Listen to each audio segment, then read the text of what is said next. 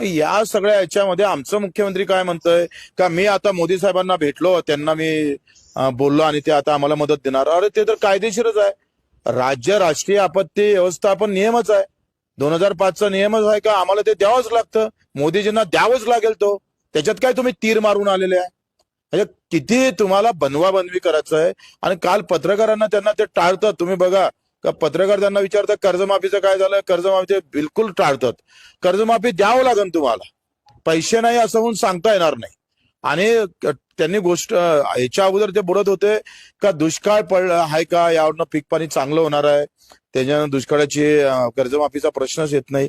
आता दुष्काळ पडला तर ते काय म्हणतंय खरीपचं कर्ज आहे.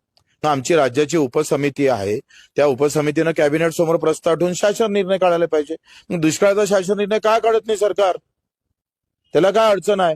म्हणजे तुम्ही पंजाब सारखं लहान राज्य, तिथे मृतकाला 6 लाख रुपये दिलं जातं.